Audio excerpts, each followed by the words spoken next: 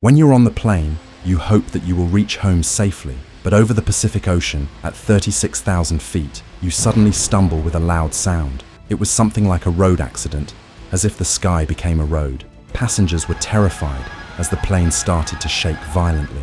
The autopilot and auto throttle failed, and the pilot struggled to see the instruments through the intense shaking. The plane tilted to the right and became uncontrollable. Would the pilots manage to save everyone, or were they destined to crash into the ocean? Let's find out. This is the story of United Airlines Flight 1175. On February 13, 2018, the day before Valentine's Day, 363 passengers and 15 crew members got on United Airlines Flight 1175 from San Francisco to Honolulu, Hawaii. This direct flight usually takes about 5.5 hours in good weather and mostly crosses the Pacific Ocean without flying over other countries. Many passengers were probably heading to Hawaii for Valentine's Day, unaware that something unexpected and unforgettable was about to happen. On that day, the sun was low in the sky and the plane shone in the morning light, standing at Gate 42 of San Francisco International Airport. Passengers moved around excitedly, where families were heading for vacations in Hawaii, business travelers with laptops, and some first-time flyers looking amazed. The airplane for this flight was a Boeing 7200, a large, long-distance plane with 2 engines, capable of taking off with a weight of up to 545,000 pounds. At the time of the incident, this model had a relatively low accident fatality rate. The plane had flown nearly 990,000 hours and completed over 16,000 cycles. A cycle means one complete use of the engine, from starting it up to shutting it down. These data are showing how dependable and trustworthy this aircraft was. The plane had Pratt & Whitney PW4077 turbofan engines. These are truly very powerful, high-efficiency engines. Moving on to the crew, there were 3 pilots in the cockpit: Captain Christopher Borzu Benham, who was 57 and monitoring the flight; First Officer Paul Ayers, who was 60 and flying the plane; and Ed Gagarin, an off-duty United Airlines 777 first officer, who was sitting in a jump seat. The captain had 13,592 total flight hours, with 360 hours in the B777. The first officer had 11,318 total flight hours, with 10,087 hours in the B777. This means both pilots were very skilled with this aircraft. When it was time to leave, the ground controller near the plane signaled to the cockpit that everything was okay. A strong vehicle called a pushback tug hooked onto the front landing gear of the 777 and started pushing the plane away from the gate smoothly. This task had been done many times before, but the precise teamwork between the ground crew and pilots always showed their technical skills. Once the plane was lined up with the taxiway, the tug let go and the pilots started the engines. With their familiar humming sound, the engines came to life, marking the start of another journey. At 9:30 a.m., Captain Benham announced, "Ladies and gentlemen, we're ready for departure. Our flight to Honolulu will take about 5 hours. The weather is clear, and we expect a smooth journey. How about you fly the first leg to Honolulu?" Sure, just waiting on clearance. United 1175, cleared for takeoff on runway 28R. Winds are calm. All right, cleared for takeoff. Here we go. the sound of engines increasing in pitch as the plane accelerates down the runway. Approaching takeoff speed. Look at that. San Francisco looks like a carpet of lights down there. Gear up and secure. Smooth takeoff. Now we're on our way. The plane reached its cruising altitude, where the 2 Pratt & Whitney engines hummed steadily, and the sky remained clear. Hours passed peacefully, without anything notable happening. As the flight attendants took care of passengers, making sure they were comfortable, the plane cruised steadily over the Pacific Ocean. Everything seemed calm and routine, with passengers relaxed and unaware of what was about to happen. Several hours into the flight, the pilots contacted Honolulu Control for a regular check-in. During this conversation, they got updated weather details from the plane's computer system.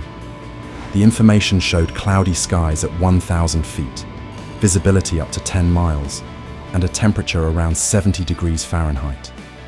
Captain Benham went through a checklist for descending and briefly left the cockpit to use the bathroom. At 11:58 a.m. when he returned, there was a sudden massive explosion that shook the plane violently. This explosion caused the autopilot and auto throttle systems to turn off. The aircraft started shaking so intensely that it became hard to read the instruments in the cockpit. The noise was deafening, like a large metal structure collapsing, with sounds of metal bending and breaking. Are you okay? We've lost control. The instruments are all over the place. Steadier. Figure this out fast. Trying. The shaking is intense. What's next? In this extreme situation, both pilots had to shout just to hear each other over the chaos. While flying high over the Pacific Ocean at 36,000 feet, far from any place to land, the plane suddenly tilted sharply to the right, reaching a 40-degree angle.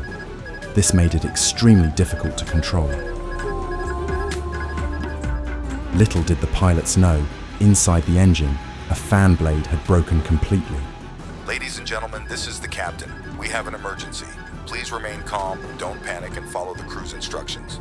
Passengers were scared as the captain urgently declared an emergency.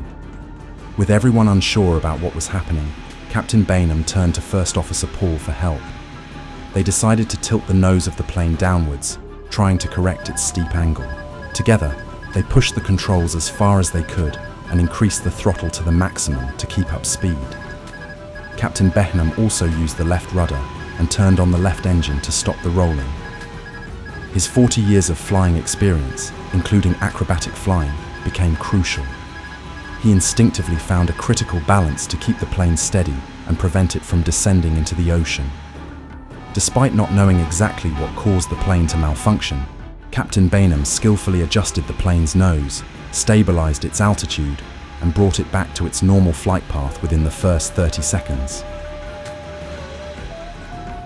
After the incident, Captain Bainham and his co-pilots were unsure about the jet's condition, since the engine instruments showed normal readings, making the cause of the plane's instability a mystery. However, after a few seconds, the right engine indicator and crew alert system revealed crucial information. There was no engine pressure. Captain Bainham realized they had lost the right engine, but was still puzzled by the plane's violent shaking. He told First Officer Paul to start the severe engine damage checklist immediately.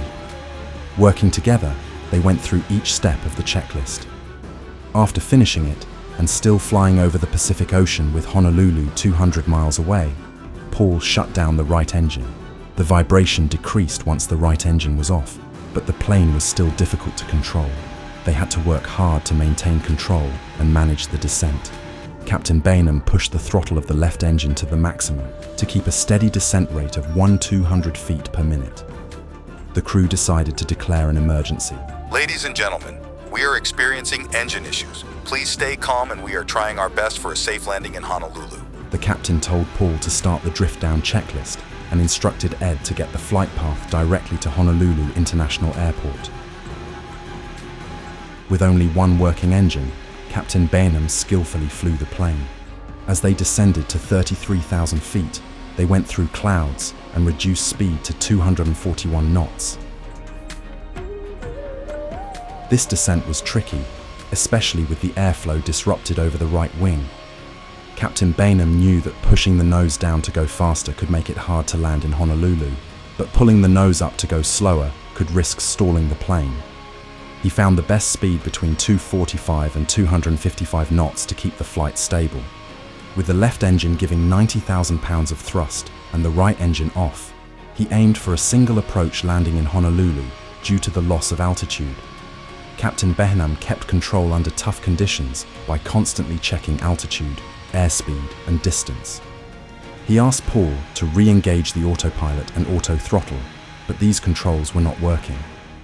Captain Bainham had to fly the plane to Honolulu by hand, which was very challenging. He told the cabin crew about the right engine's problems and mentioned the possibility of an emergency landing in the ocean due to control issues, instructing them to prepare the passengers. Captain Bainham asked Ed to take a picture of the right engine to understand the problem. Ed took a short video of the damaged engine and showed it to the pilots, revealing that the engine's cover was torn off. Finally, the captain understood why the plane was shaking and needed full throttle to maintain a shallow descent. They contacted the airline's operations center for help with the checklist and to inform Honolulu's control center about the situation. Captain Bainham set the flaps to 1, and the cockpit filled with tension. They all breathed a sigh of relief when the flaps engaged successfully. As the plane descended through the clouds, they saw the runway lights. Captain Bainham asked Paul to lower the landing gear, which Paul did right away. Paul then reminded the captain of the go-around procedures, but Captain Bainham made it clear they had only one chance. The landing gear lowered and locked, bringing another wave of relief. The plane's nose aligned with the runway's centerline as they broke through the last layer of clouds, revealing their target. They set the flaps to 5, then to 15, maintaining a speed of 180 knots. As the runway grew larger and clearer, Captain Bainham gently brought the plane down. The tires touched the ground with a reassuring sound, followed by the smooth deceleration as they applied reverse thrust. Applause filled the cabin as passengers realized they had landed safely. The plane came to a stop, and relief washed over everyone. Paul told the captain that he could let go of the controls now. Captain Bainham realized he had been gripping the yoke with his left hand and holding the throttle with his right hand for 40 minutes straight. After a careful inspection by the rescue and firefighting team, they decided it was safe to taxi the plane to the gate. All 363 passengers, 3 pilots, and 12 flight attendants were able to leave the plane normally at the gate without any injuries. A year later, United Airlines gave full refunds to all passengers on the flight. The cockpit crew was awarded the Superior Airmanship Award by the Airline Pilots Association for safely landing the plane. Captain Bainham's heroic actions were especially remarkable, showing incredible determination and calm under extreme pressure. For the last 40 minutes of the flight, he never let go of the throttle or yoke, manually guiding the aircraft to a safe landing. Huge respect for this man. Would you have stayed calm in such a situation, or would you have been scared? Share your thoughts in the comments below. Don't forget to subscribe to our channel for more incredible stories like this. Thanks for watching.